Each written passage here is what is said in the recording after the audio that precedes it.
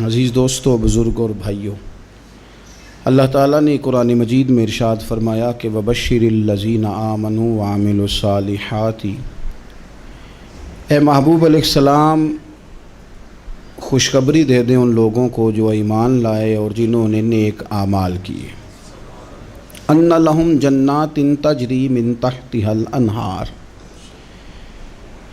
ان کے لیے جنت ہے، اور جنت وہ ہے جس کے نیچے نہریں بہہ رہی ہیں۔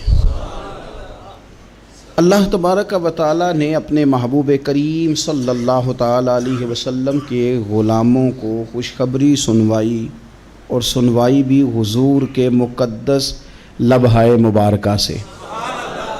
آپ انہیں خوشخبری دے دیں کہ ان کے لیے جنت ہے، باغات ہیں، اور باغات وہ ہیں جن کے نیچے نہریں رواں دواں۔ لیکن کن لوگوں کو؟ جو ایمان لائے اور جنہوں نے نیک اعمال کیے۔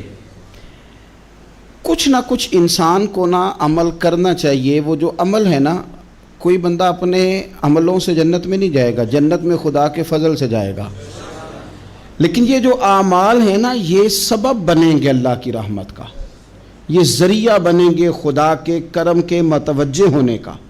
جب ہم نیک اعمال کریں گے تو اس عمل کی وجہ سے رحمت ہوگی، اور وہ رحمت ہمیں اللہ کے قریب بھی لے جائے گی، اور اس رحمت کی برکت سے رب جنت بھی عطا فرمائے گا۔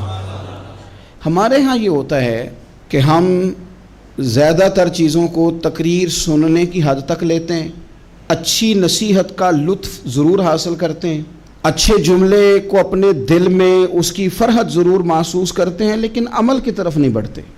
اس کا نقصان یہ ہوتا ہے کہ یہ معاذ اللہ ایک باقاعدہ شعبہ بن جاتا ہے کہ میں نے بڑی خوبصورت تیار کر کے تراش خراش کر کے بات کرنی ہے، بڑی عمدہ کرنی ہے۔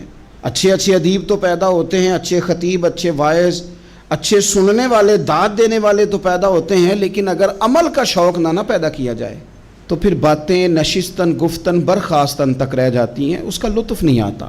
پھر تو تقریریں ہو رہی ہیں، ہوتی ہیں اور ہوتی رہیں گی۔ نتیجہ کیا نکلا؟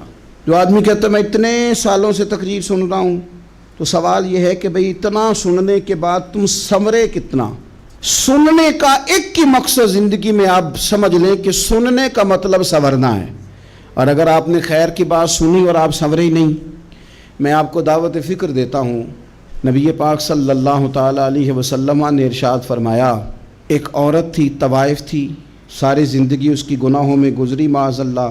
پھر وہ ایک کنویں کے پاس سے گزر رہی تھی، ایک پیاسا کتا اس نے وہاں پیاس سے تڑپتے سسکتے دیکھا، اور پھر اس نے اپنے جوتے کو لٹکا کر اپنے دوپٹے کی مدد سے یا جیسے اس سے ممکن ہو سکا اس نے پانی نکالا، کتے کو پلایا، اللہ نے اس کی بخشش فرما دی۔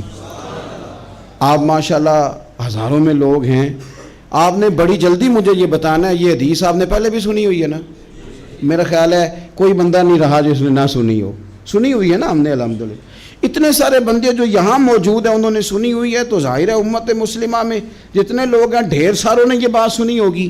لیکن میرا سوال یہ ہے، میں سڑکوں پہ روڈوں پہ سفر کرتا ہوں، ہم نے یہ حدیث درجنوں بار سنی کہ طوائف نے کتے کو پانی پلایا تو اس کی بخشش ہو گئی، لیکن حال یہ ہے کہ سڑک پر کسی گاڑی سے ٹکرا کر اگر کوئی کتا مر جاتا ہے، اب مر ہی گیا ہے، گاڑی والا، موٹر سائیکل والا، پجارو والا، بس والا کوئی اتنی جرت نہیں کرتا کہ لکڑی کے ساتھ، رسی کے ساتھ ہی پکڑ کے اسے سائیڈ پہ کر دے۔ وہ سڑک پہ مرا ہوا پڑا رہتا ہے، یہاں تک کہ گاڑیوں کے ٹائروں کے ساتھ اس کا گوشت لگ لگ کے سڑک صاف ہوتی ہے۔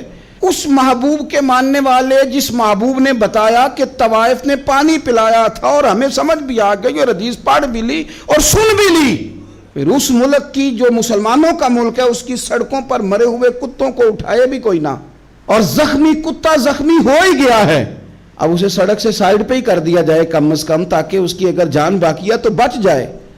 تو پھر مجھے بتاؤ نا میرے دوستو، ہم نے کس لیے تقریریں سنی ہیں، کس لیے خطبے سنے ہیں؟ واعظ و نصیحت کی مجالس کا مطلب ہم نے کیا سمجھا ہوا ہے؟ تقریر، تحریر، تصنیف، اچھی گفتگو، اچھا جملہ، اس کا معنی ہم کیا سمجھتے ہیں؟